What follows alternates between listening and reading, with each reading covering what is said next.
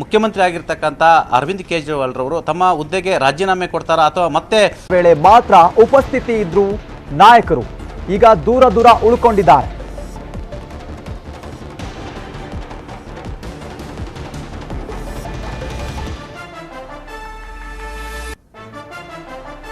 ಹೊಳಲ್ಕೆರೆ ಕ್ಷೇತ್ರದಲ್ಲಿ ಪ್ರಚಾರ ಕೈಗೊಳ್ಳದ ಚಂದ್ರಪ್ಪ ವರಿಷ್ಠರ ಸಂಧಾನದ ಬಳಿಕ ಕೇವಲ ಬೆಂಬಲದ ಮಾತುಗಳನ್ನಷ್ಟೇ ಆಡಿದ್ದಾರೆ. ಕ್ಷೇತ್ರದಲ್ಲಿ ತಟಸ್ಥ ಆಗಿದ್ದಾರೆ ಚಂದ್ರಪ್ಪ ಅವರು. ಪುತ್ರ ರಘುಚಂದನ್ ಇಬ್ರು ಕೂಡ ತಟಸ್ಥ ಆಗಿದ್ದಾರೆ. ಒಂದಿಷ್ಟು ವರಿಷ್ಠರೋಗಿ ಸಂಧಾನ ಮಾಡಿದ್ರು. ಸಂಧಾನ ಆದ ಬಳಿಕ ಎಲ್ಲವೂ ಸರಿ ಹೋಗುತ್ತೆ ಅನ್ನುವಷ್ಟರಲ್ಲಿ ಮತ್ತೊಂದಿಷ್ಟು ಬಿಕ್ಕಟ್ಟು ಇದೆ ಅನ್ನುವಂಥದ್ದು ಈಗ ಎದ್ದು ಕಾಣಿಸ್ತಾ ಇದೆ. ಯಾಕಂತಂದ್ರೆ ಅವರು ನಾಮಪತ್ರ ಸಲ್ಲಿಕೆ ಸಂದರ್ಭದಲ್ಲಿ ಮಾತ್ರ ಕಾಣಿಸ್ಕೊಂಡ್ರು. ಅದಾದ ಬಳಿಕ ಅವರು ದೂರನೇ ಇದ್ದಾರೆ. ಯಾವುದೇ ರೀತಿಯಾದಂತಹ ಪ್ರಚಾರದಲ್ಲಿ ಕಾಣಿಸ್ಕೊಳ್ತಾ ಇಲ್ಲ. ಹಾಗಾಗಿ ಇನ್ನೂ ಅದು ಬಂಡಾಯದ ಕಿಚ್ಚು ಹಾರಿಲ್ಲ ಅನ್ನೋದು ಎದ್ದು ಕಾಣಿಸ್ತಾ ಇದೆ.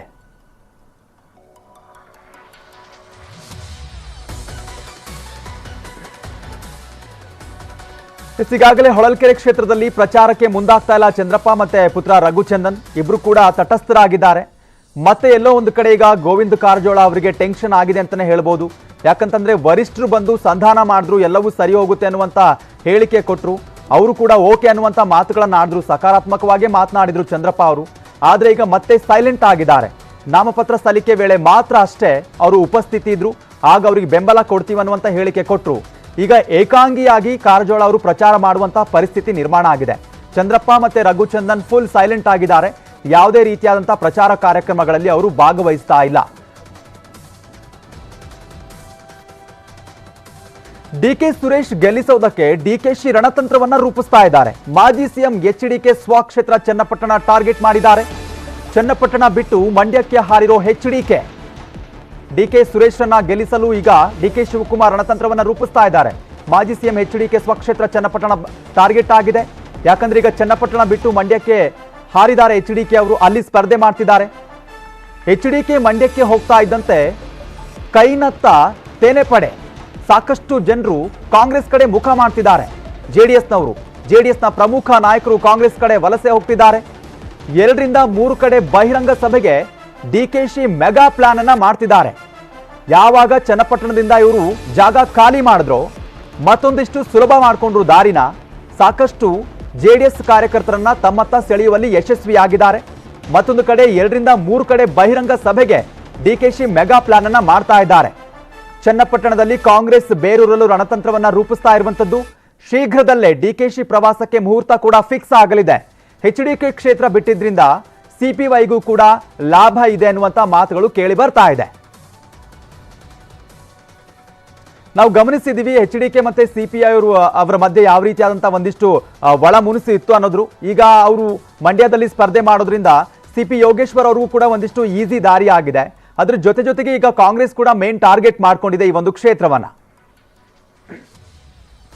ಇದೇ ವಿಚಾರಕ್ಕೆ ಸಂಬಂಧಪಟ್ಟಂಗೆ ಮತ್ತಷ್ಟು ಮಾಹಿತಿಯನ್ನ ಪಡಿತಾ ಹೋಗೋಣ. ನಮ್ಮ ಪ್ರತಿನಿಧಿ ವೆಂಕಟೇಶ್ ಫೋನ್ ಸಂಪರ್ಕದಲ್ಲಿ ಜಾಯ್ನ್ ಆಗಿದ್ದಾರೆ. ವೆಂಕಟೇಶ್, ಈಗಾಗಲೇ ಎಚ್ಡಿಕೆ ಅವರು ಯಾವಾಗ ತಮ್ಮ ಕ್ಷೇತ್ರವನ್ನ ಬಿಟ್ಟು ಮಂಡ್ಯಗೆ ಹಾರಿದ್ರೋ, ಎಲ್ಲೋ ಒಂದು ಕಡೆ ಇಲ್ಲಿ ಸಿಪಿ ಯೋಗೇಶ್ವರ್ ಅವ್ರಿಗೂ ಕೂಡ ಈಸಿ ಆಯ್ತು, ಕಾಂಗ್ರೆಸ್ ಕೂಡ ಅದ್ರ ಮೇಲೆ ಕಣ್ಣಿಟ್ಟಿದೆ.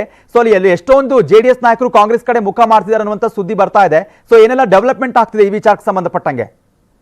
ಚೇತನ್, ಏನಂದ್ರೆ ಬೆಂಗಳೂರು ಗ್ರಾಮಾಂತರ ಲೋಕಸಭಾ ಚುನಾವಣಾ ಅಖಾಡ ಬಹಳಷ್ಟು ರಂಗೇರ್ತಾ ಇದೆ.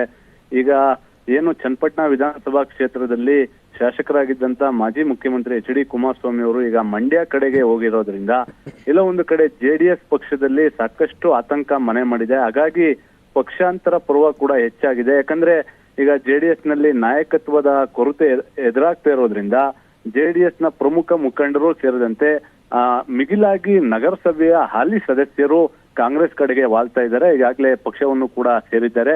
ಇನ್ನು ಇದೇ ನಿಟ್ಟಿನಲ್ಲಿ ಡಿ.ಕೆ. ಶಿವಕುಮಾರ್ ಅವರು ಕೂಡ ಬಹಳ ಅಲರ್ಟ್ ಆಗಿದ್ದಾರೆ. ಯಾಕಂದ್ರೆ ಈ ಚುನಾವಣೆ ಬಹಳ ನಿರ್ಣಾಯಕವಾದಂತ ಚುನಾವಣೆ ಆಗಿರೋದ್ರಿಂದ ಚನ್ನಪಟ್ಟಣದಲ್ಲಿ ಮೈತ್ರಿಗೆ ಈಗಾಗಲೇ ದೊಡ್ಡ ಮಟ್ಟದ ಪೆಟ್ಟಾಗಿದೆ. ಅದರಲ್ಲೂ ವಿಶೇಷವಾಗಿ ಕುಮಾರಸ್ವಾಮಿ ಯೋಗೇಶ್ವರ್ ಅವರು ಒಂದಾಗಿದ್ರು ಕೂಡ ಪಕ್ಷಾಂತರ ಪರ್ವ ಹೆಚ್ಚಾಗಿದೆ. ಕಾಂಗ್ರೆಸ್ ಕಡೆಗೆ ಹೆಚ್ಚಿನ ಕಾರ್ಯಕರ್ತರು ಹೋಗ್ತಾ ಇದ್ದಾರೆ, ಮುಖಂಡರು ಹೋಗ್ತಾ ಇದ್ದಾರೆ. ಹಾಗಾಗಿ ಮುಂದಿನ ದಿನಗಳಲ್ಲಿ ಡಿ.ಕೆ. ಶಿವಕುಮಾರ್ ಅವರು ಚನ್ನಪಟ್ಟಣದ ಕಡೆ ಸಾಕಷ್ಟು ಒಂದು ಕಾರ್ಯಕ್ರಮಗಳನ್ನ ರೂಪಿಸ್ತಾ ಇದ್ದಾರೆ. ಅಂದ್ರೆ ಒಂದು ಪ್ರವಾಸವನ್ನ ಮಾಡ್ತಾ ಇದ್ದಾರೆ.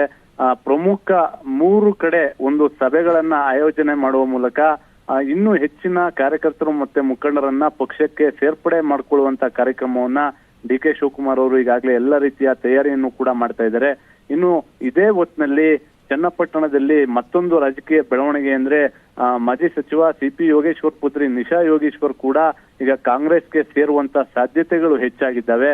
ಹಾಗೆ 2-3 ಬಾರಿ ಕಳೆದ 1 ತಿಂಗಳಲ್ಲಿ ನಿಶಾ ಯೋಗೇಶ್ವರ್ ಅವರು ಈಗಾಗಲೇ ಡಿ.ಕೆ. ಶಿವಕುಮಾರ್ ಅವರನ್ನ ಭೇಟಿ ಮಾಡಿದ್ದಾರೆ. ಇದು ಕೂಡ ಎಲ್ಲೋ ಒಂದು ಕಡೆ ಮೈತ್ರಿಗೆ ಸಾಕಷ್ಟು ದೊಡ್ಡ ಮಟ್ಟದ ಹೊಡೆತ ಅಂತಾನೆ ಹೇಳ್ಬೋದು. ಹಾಗಾಗಿ ಡಿ.ಕೆ. ಶಿವಕುಮಾರ್ ಅವರು ತಮ್ಮನ್ನ ಗೆಲುವಿಗಾಗಿ ಸಾಕಷ್ಟು ಪ್ರಯತ್ನವನ್ನ ಮಾಡ್ತಾ ಇದ್ದಾರೆ, ಅದರಲ್ಲಿ ಯಶಸ್ವಿ ಕೂಡ ಆಗ್ತಾ ಇದ್ದಾರೆ. ಆದ್ರೆ ಈ ಎಲ್ಲಾ ತಂತ್ರಗಳಿಗೆ ಮೈತ್ರಿ ನಾಯಕರು ಮುಂದೆ ಯಾವ ರೀತಿಯಾಗಿ ಪ್ರತಿತಂತ್ರವನ್ನ ಮಾಡ್ತಾರೆ ಎಂಬುದನ್ನ ಕಾದ್ ನೋಡ್ಬೇಕಾಗಿದೆ. Chetan. Okay, thank you Venkatesh ಡೀಟೇಲ್ಸ್ಗೆ. ಬೆಳಗಾವಿ ಅಖಾಡದಲ್ಲಿ